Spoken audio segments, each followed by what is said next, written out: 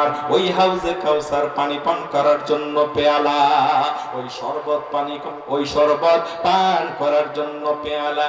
ও হুজুর, আব্দুল্লাহ বললেন, হুজুর তাই আমি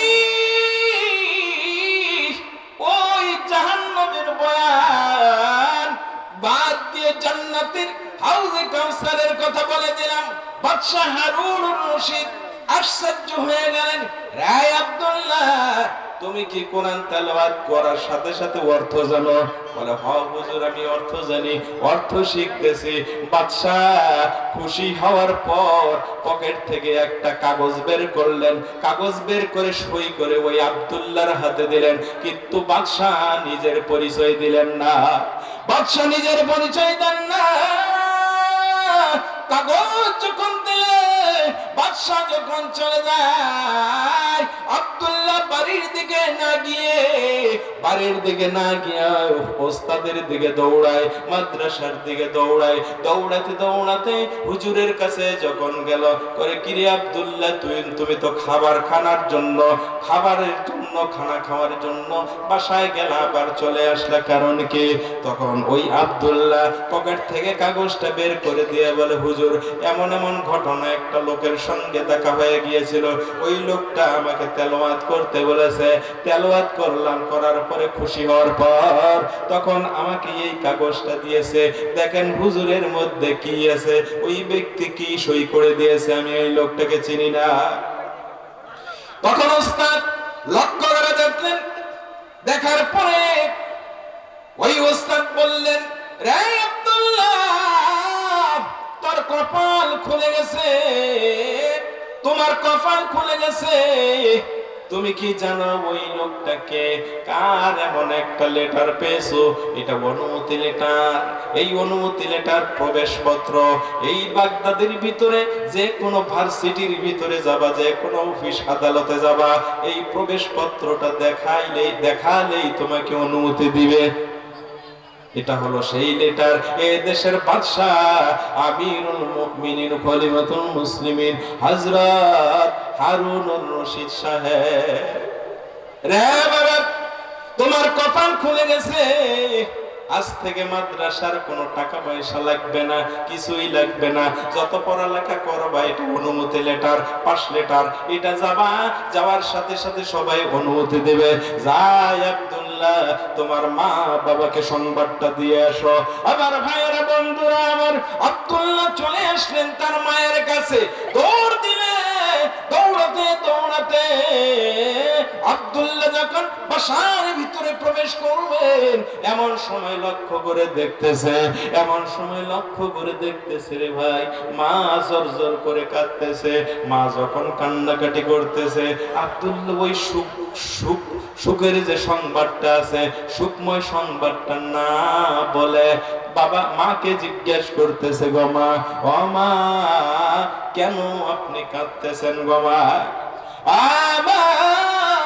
কেন কাঁদেন? কি কারণ গো মা? কান্নার কারণ কি?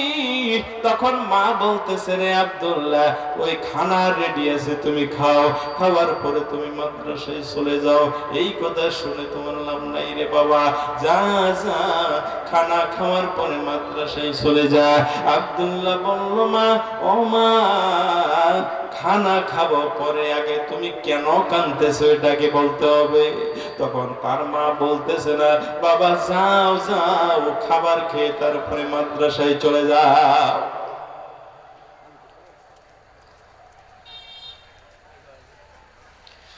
নাসর বান্দা মাকে ছাড়লো না। মা বলতে হবে, কেন আপনি কাঁদতেছেন গো মা? মা বলে না।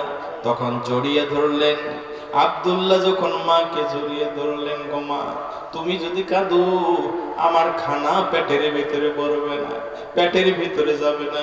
তুমি অত্যন্ত মায়া দিয়ে, দরদ দিয়ে আমাকে লালন পালন করে তুমি আমাকে মানুষ করেছো মা। এই দুনিয়ার জমিনে তুমি আর আব্বা ছাড়া দুনিয়ার জমিনে আর কেউ নাই। মা, তোমাকে ছাড়া আমি খানা খাবো না। কেন কান্না করতেছো? তখন আব্দুল্লাহর মা তখন আব্দুল্লাহকে বলতেছে, রে বাবা, রাতের অন্ধকারে বাদশার লোকেরা এসে, পুলিশের লোকেরা এসে তোমার আব্বাকে ধরে নিয়ে গেছে। তখন আব্দুল্লাহ বলতেছে, মা কান্নার কোনো কারণ নাই, আমি যাব আর আমার আব্বাকে নিয়ে আসব, আমি যাব আর আব্বাকে নিয়ে আসব, কান্না বন্ধ করে দাও। এই কথা বলে আব্দুল্লাহ দৌড়ায়, আব্দুল্লাহর পিছে মা দৌড়ায়, মা দূরে বলতেছে, আব্দুল্লাহ দাঁড়া,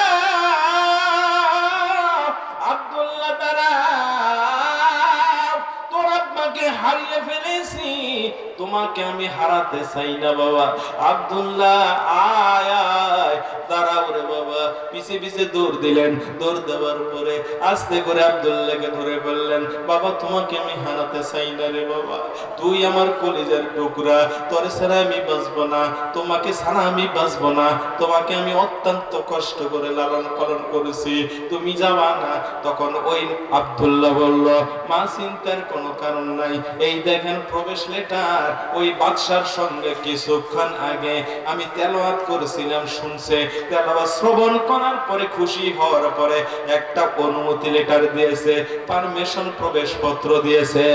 এই লেটারটা খালি বাদশার সামনে, দারোয়ানের সামনে দেব, আমাকে ভিতরে নিয়ে যাবে, সরাসরি বাদশার সঙ্গে কথা বলবো, এটা আত্মবিশ্বাস রাখো মা, তুমি চলে যাও, আমি চলে যাচ্ছি আব্বাকে আনার জন্য।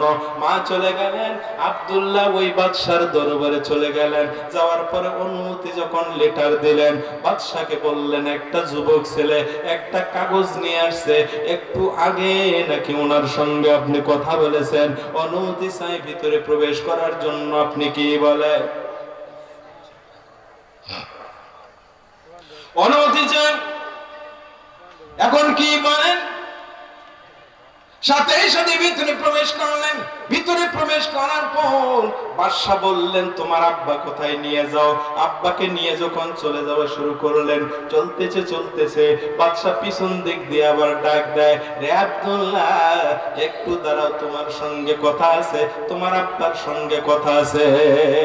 আমার ভাই, এখন আজান হবে, এশার আজান হবে, কর্তৃপক্ষ বলছে এশার আজান হবে, ইনশাআল্লাহ আজানের পরে যদি সময় দেয় তাহলে ঘটনাটা আমি বলতে পারবো।